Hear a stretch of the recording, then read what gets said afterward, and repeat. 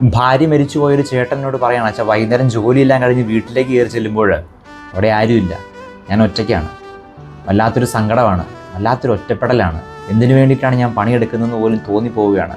ഇത് പറഞ്ഞിട്ട് ആ ചേട്ടൻ വിങ്ങിപ്പൊട്ടുകയാണ്. ഇന്നത്തെ സുവിശേഷത്തിൽ ഒരുപാട് ആശ്വാസം നൽകുന്നൊരു വചനഭാഗമാണ്. ലോകത്തിൻ്റെ ഭാഷയിൽ നോക്കിക്കഴിഞ്ഞാൽ എന്തൊരു പൊട്ടത്തരമാണ്, ഒരു ലോജിക്കും ഇല്ലാത്തൊരു പ്രവൃത്തി. കാരണം 99 ആടിനെ വെട്ടിയിട്ട് ഒരാളുടെ പുറകെ പോകുന്നൊരു ഇടയൻ. പക്ഷേ നിങ്ങൾ ഈ ഒരാടിൻ്റെ കാര്യം ഒന്ന് ചിന്തിച്ചു നോക്കി, അവൻ ഒറ്റയ്ക്കായിരുന്നു. ബാക്കി 99നും കൂടെ ആളുകളുണ്ടായിരുന്നു, കൂട്ടുകൂടാൻ ആളുകളുണ്ടായിരുന്നു.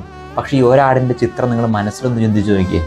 ഏതോ ഒരു കാട്ടിൽ ഒറ്റപ്പെട്ട് മരണത്തെ മുന്നിൽ കണ്ടുകൊണ്ട് ഭയന്ന് വിറച്ച് ഇങ്ങനെ ഒറ്റപ്പെട്ട് കഴിയുന്ന ഒരാട്, അതിനെ തേടിയാണ് ആ ഇടയൻ വന്നത്. ഒറ്റപ്പെട്ടു പോയവൻ്റെ വേദന നന്നായിട്ട് അറിയാവുന്നവനായിരുന്നു ഈശോ. കാരണം രക്തം വിയർത്തവൻ പ്രാർത്ഥിച്ചപ്പോൾ അവൻ ചോദിക്കുന്നുണ്ട് ശിഷ്യന്മാരോട്, കുറച്ചു നേരമെങ്കിലും എൻ്റെ കൂടെ ഇരിക്കാൻ നിങ്ങൾക്ക് സാധിക്കുന്നില്ല എന്നുള്ളത്. പിന്നീട് പടയാളികളൊക്കെ വന്നു കഴിയുമ്പോൾ ഈ 3 വർഷവും കൂടെ ചേർത്ത് നിർത്തി ചങ്കുകളായ ഈ ശിഷ്യന്മാർ എല്ലാവരും ഓടി ഒളിക്കുകയാണ്. അവിടെയും അവൻ ഒറ്റപ്പെട്ടു പോയിട്ടുണ്ടായിരിക്കാം.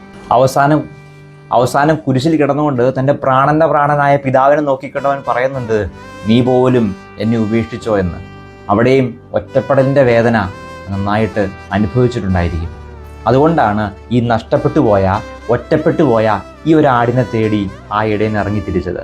നിന്റെ ജീവിതത്തിൽ നീ ഒറ്റപ്പെട്ടു പോകുമ്പോൾ അതുകൊണ്ട് വിഷമിക്കണ്ട. ഒറ്റപ്പെടലിൻ്റെ വേദന അറിയുന്ന ഒരു തമ്പുരാൻ നിന്റെ കൂടെ ഉണ്ട്, നിന്നെ തേടി വരുന്നുണ്ട്, നിന്റെ ഒപ്പമുണ്ട് എന്നുള്ളതാണ് നമ്മുടെ ആശ്വാസം. ഈ 99 ആടിൻ്റെയും കഥ പറഞ്ഞു വെച്ചിട്ട് അവനൊരു കാര്യം കൂടി കൂട്ടിച്ചേർക്കുന്നുണ്ട്. ഈ ചെറിയവരിൽ ആരെ നിന്ദിക്കാതിരിക്കാൻ സൂക്ഷിച്ചു കൊള്ളുവിനെന്നുള്ളത്. ആരെയും അവഗണിക്കാതിരിക്കാം, ഒറ്റപ്പെടുത്താതിരിക്കാം, ചേർത്ത് പിടിക്കാൻ സാധിക്കട്ടെ. ഒറ്റപ്പെട്ടു പോകുന്നതിന് താങ്ങായിട്ട്, തണലായിട്ട്, അവനെ തേടിയെത്തുന്ന ഒരു ഇടയനായിട്ട് നീയും മാറണമെന്നുള്ളത്.